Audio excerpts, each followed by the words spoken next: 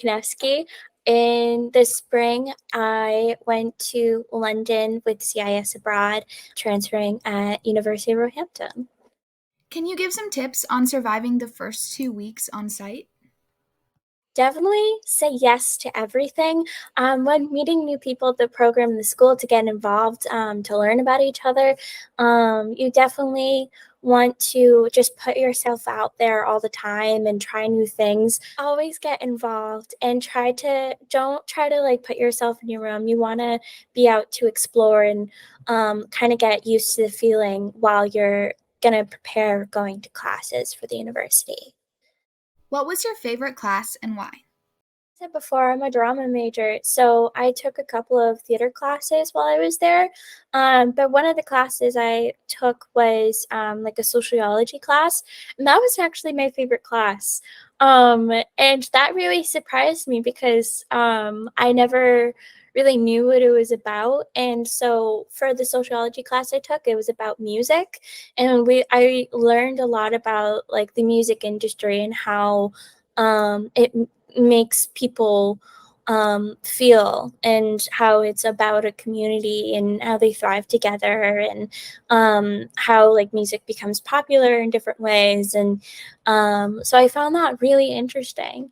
And the teacher was incredibly really nice, and he had a spunky personality, and he just wanted to talk the whole time with the class as a group. And it was really interesting, so I enjoyed that because it's just it's something you feel more comfortable in, and rather than have like a huge culture shock, it's something that's familiar or similar to kind of get used to, with adding on the culture shock.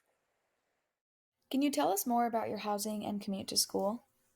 So for my flat, I lived on third floor. I think it was the second floor, because the ground floor, there's like it's the ground floor and then it goes up one. It's a little bit different way of thinking.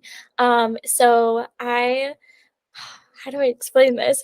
I so there was two flats on either side up the stairwell. I lived on the right side, and there's this long hallway, and there's doors on either side, and so there's probably about, I'm gonna say, 5 to 6 rooms that people have that's their bedroom. They share the flat, and they share the kitchen space and a living area, and then like a small bathroom area. For this flat, it was only to those 6 people that lived there. I know some of my other friends who lived in a different housing behind me. They, I think it was like maybe a larger group, and they also had laundry on on the ground floor. So it kind of varies. But usually you would share like the kitchen and the bathroom spaces, but you would have your own room. And I think the best part, I love this part, but the best part of my room was I had my own sink, and that literally changes your life. You have no idea. Um, but it's a good amount of space, and the campus was pretty big, kind of for a small school. As I said, the classes were pretty close together. I think the farthest class I had was like a 10-minute walk from my dorm. Um, like I didn't have a lot of classes on the other side of the campus. But it definitely was really easy to get to. And yeah. What was your favorite part of your program? So having activities at the CIS abroad group really helped me be involved with the culture and experiencing with familiar faces. One of my closest friends was from my abroad group, and I got really close with my site leader. She was amazing. She went above and beyond to help everyone feel comfortable and try to get used to the culture. And she was just there for if you needed to talk about anything. And she came up with great activities for us to go to. Like we did some touristy stuff where like I didn't get to go because I had class, but they went on the Rye, or we went to like this little like tea shop area where it was like we had like little cakes and tea in like central London. And then um we like with our biggest trip we went to Wales, and they picked a lot of places that um I didn't really like, I wouldn't pick myself, but it was really cool um how different activities kind of put us out of our comfort zone. And so I think that really interests me about the like the whole program, because it's hard for me to come out of my comfort zone sometimes, because I'm a Taurus, so I love my familiar comfort. So it was really interesting to have a lot of people who were like people person, who are really kind and outgoing to really try these things with one another. What was your favorite excursion? For the CS Abroad program, that like the part of the program, one of my favorite excursions was the whale trip that we did. Like we went into like a mine in like a like a mountain, and we went like underground.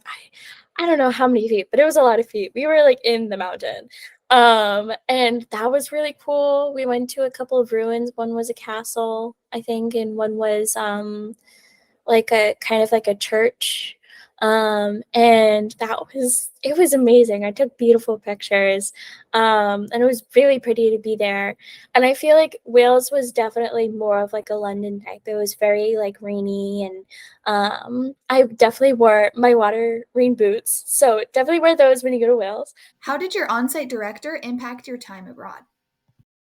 So Erin, my one of my site leaders, was an absolute star.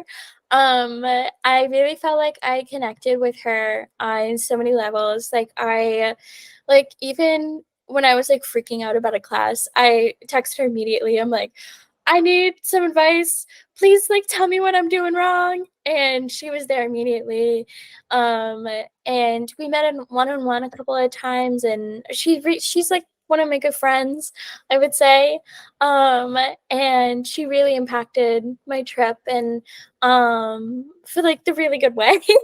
And she was just always there for me and for everybody in the group, always saying like, if you need anything, just let me know. And she's always trying to get us into the culture, and helping us adjust, and she was amazing. So she was really great to know. What surprised you about your time abroad? I never expected how well I communicated with strangers. Generally in London, there like when you're walking down a street, you hear about like 5 to 10 different languages, because there's always people traveling there, right? And I feel like it's a different way than New York, because I feel like there's more English here in the States rather than in London, where obviously it's older English, but I feel like there's more of a like a mix of the culture there. There was a time where I was traveling alone in Greece, and I made a conversation with a girl who worked at a pottery shop in Santorini, and we ended up chatting over for an hour, just learning about each other.